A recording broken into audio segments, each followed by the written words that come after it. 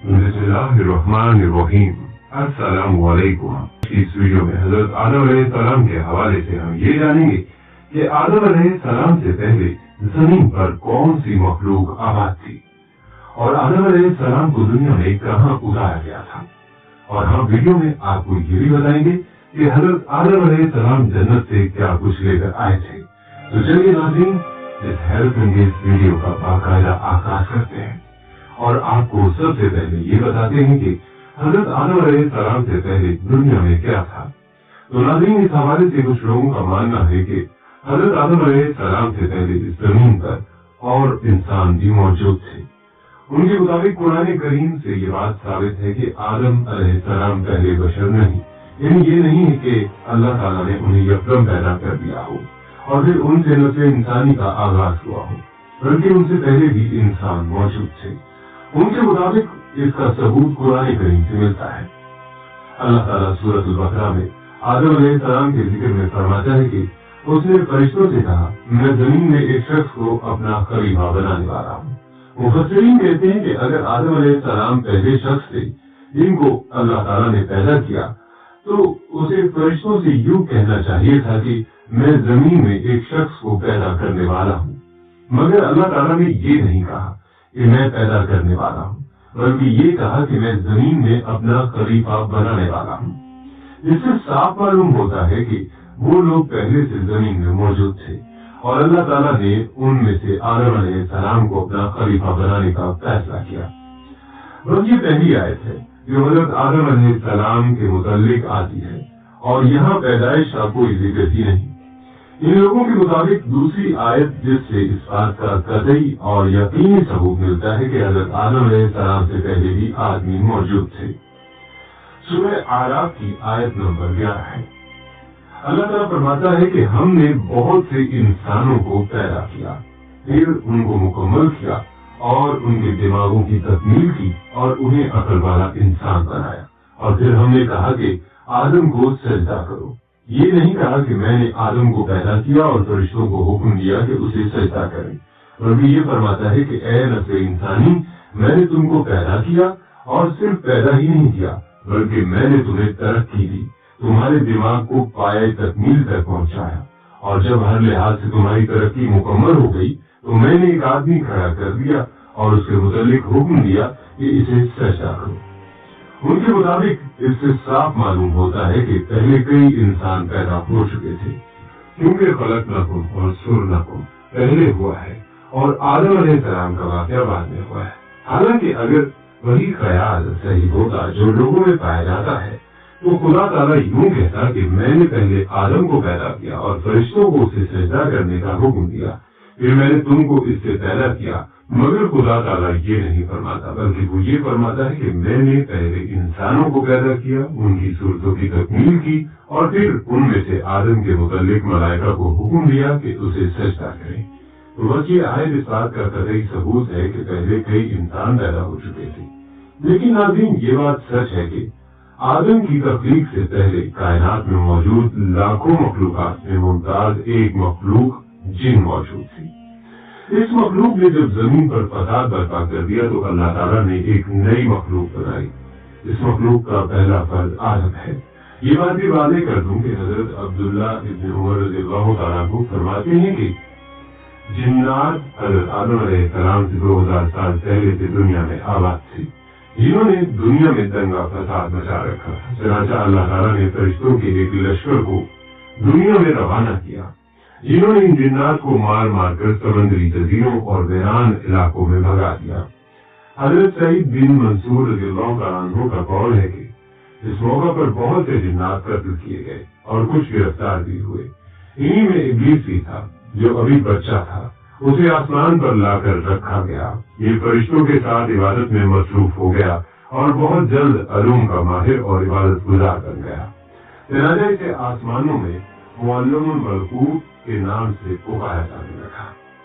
हजरत अब्दुल्ला बिन मसूद रज़ियल्लाहु तआला अन्हु फरमाते हैं कि इब्लीस आसमानों में फरिश्तों का सरदार बन गया था। हजरत इब्न अब्बास रज़ियल्लाहु तआला अन्हु ने फरमाया कि इब्लीस का नाम इज़राइल था। सूरत अल-कहफ आयत नंबर 50 में भी अल्लाह ताला ने फरमाया है कि ابلیس جنات میں سے تھا۔ تفسیر ابن جوزی میں حضرت عبداللہ ابن عباس رضی اللہ تعالیٰ عنہ سے روایت ہے کہ نبی کریم صلی اللہ علیہ وآلہ وسلم نے فرمایا، شیطان آدمی کے جسم میں خون کی طرح سرایت کر جاتا ہے، بندے کا دل اس کا خاص ٹھکانا ہے، تاہم شیطان کو اتنی قوت حاصل نہیں ہے کہ وہ انسان کو راہ حق سے زبردستی ہٹا دے۔ یہ دوسری بات ہے کہ وہ لوگوں کے دلوں میں وسوسے اور برے خیالات ڈال کر انہیں برائی کی طرف راغب کرتا رہتا ہے، اور یہی بندوں کا امتحان ہے۔ اللہ سب کی حفاظت فرمائے۔ تو ناظرین، جب اللہ نے فرشتوں سے کہا کہ میں زمین میں اپنا نائب بنانے والا ہوں، تو فرشتوں نے عرض کیا، اے ہمارے رب، یہ شخص زمین پر فساد برپا کرے گا اور زمین پر ہر طرف خون پھیل جائے گا۔ اے پروردگار، ہم تیری تسبیح کرتے ہیں اور تیری پاک ذات کو یاد کرتے ہیں۔ اللہ تعالیٰ نے آدم علیہ السلام کو کائناتی رموز سکھا کر فرشتوں سے پوچھا، اگر تم اس علم سے واقف ہو تو بیان کرو۔ فرشتوں نے کہا کہ ہم تو اتنا ہی جانتے ہیں جتنا آپ نے ہمیں سکھا دیا ہے۔ آدم نے علوم بیان کیے تو فرشتوں نے یہ جان لیا کہ اللہ نے آدم علیہ السلام کو جو علوم سکھا دیے ہیں وہ ہمیں معلوم نہیں ہے۔ اللہ تعالیٰ نے فرمایا، آدم کو سجدہ کرو، یعنی آدم کی حاکمیت تسلیم کرو، لیکن ابلیس نے سجدہ نہیں کیا اور اس نے تکبر کیا۔ فرشتے فطرت مطیع اور فرما بردار ہیں، جبکہ جنات بااختیار مخلوق ہے۔ انسان کی تخلیق سے پہلے یہی بااختیار مخلوق زمین پر آباد تھی۔ ان میں سے ایک فرد اسرافیل کو علمی برتری حاصل تھی اور برتری کے احساس نے اسے تکبر میں مبتلا کر دیا تھا۔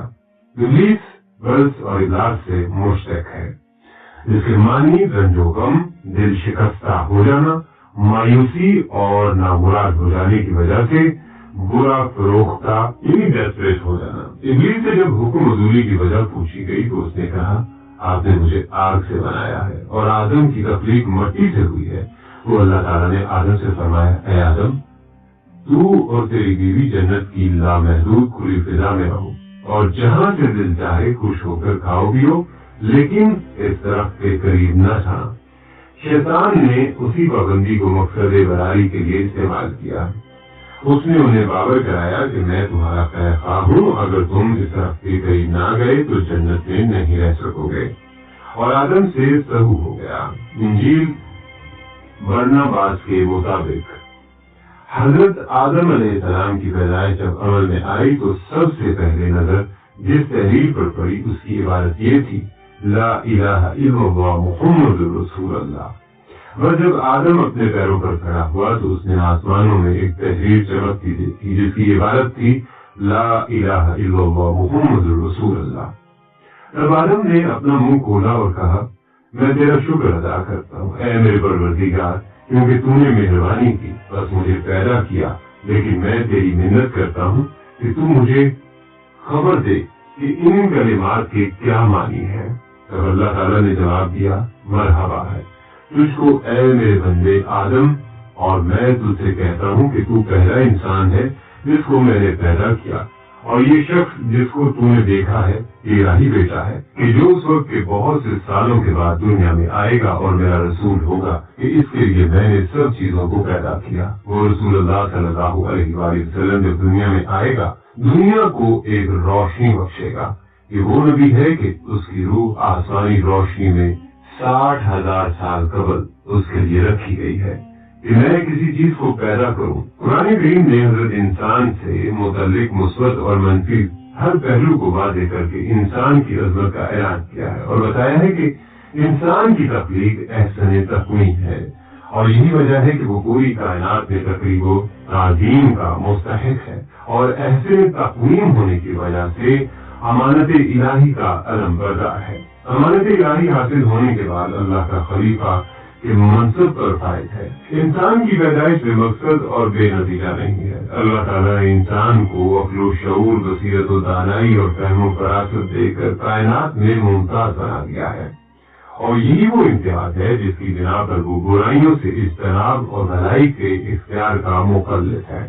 بہرحال ناظرین، قصہ مختصر، جب حضرت آدم علیہ السلام کو اللہ تعالیٰ نے جنت سے نکال دیا تو روایات میں ملتا ہے کہ حضرت آدم علیہ السلام کو ہند اور حضرت ہوا کو جدہ اور ابلیس کو بصرہ میں چند میل کے فاصلے پر دمشق ایمان کے مقام پر اتارا گیا۔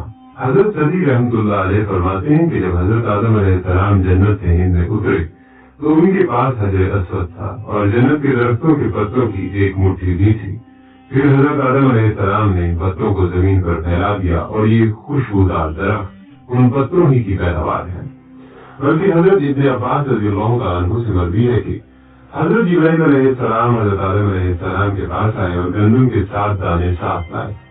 حضرت آدم علیہ السلام نے پوچھا یہ کیا ہے؟ عرض کیا یہ اس درخت کا پھل ہے جس سے آپ کو روکا گیا تھا لیکن آپ نے تناول کر لیا تھا۔ فرمایا تو اب میں اس کا کیا کروں؟ عرض کیا ان کو زمین میں بو دیجیے۔ حضرت آدم علیہ السلام نے بو دیے اور وہ دانے وزن میں ان دنیا کے دانوں سے لاکھوں درجے زیادہ تھے۔ وہ دانے اگے، حضرت آدم علیہ السلام نے فصل کاٹی، پھر دانوں کو بھوسی سے جدا کیا، پھر صفائی کی، اسے پیس کر آٹا گوندا اور روٹی پکائی۔ اس طرح محنت و مشقت کے بعد اسے کھایا۔ لیکن ناظرین صحیح بات وہ ہے جسے فقہائے کرام نے بھی اختیار کیا ہے کہ حضرت آدم علیہ السلام دنیا کے وسط میں واقع جزیرہ عرب میں ام القری بستیوں کی ماں یعنی مکہ مکرمہ میں دنیا کے پہلے گھر بیت اللہ کے قریب صفا پہاڑی پر اترے۔ یہی وجہ ہے کہ اسے حضرت آدم صفی اللہ کی طرف نسبت کی وجہ سے صفا کہا جاتا ہے، جبکہ اما ہوا قریب کی دوسری پہاڑی مروہ پر اتری۔ امرات عربی میں عورت کو کہتے ہیں، اسی مناسبت سے یہ پہاڑ مروہ کہلایا۔ صفا اور مروہ 2 پہاڑیوں کے نام ہیں جو مکہ میں خانہ کعبہ کے پاس واقع ہیں۔ ان 2 پہاڑوں کے درمیان حج اور عمرہ کے موقع پر حاجی 7 چکر لگاتے ہیں، اسے سعی کہتے ہیں۔ صفا و مروہ کے درمیان ہی اسماعیل علیہ السلام کی والدہ ہاجرہ پانی کی تلاش میں صحیح بھاگ دوڑ کرتی رہی تھی اور انہی کی یاد تازہ کرنے کے لیے حاجی ان دونوں کے درمیان صحیح کرتے ہیں۔ ہماری دعا ہے کہ اللہ تعالیٰ ہمیں بھی اپنے گھر کی زیارت اور بیت اللہ کا حج نصیب فرمائے۔ آمین یا رب العالمین۔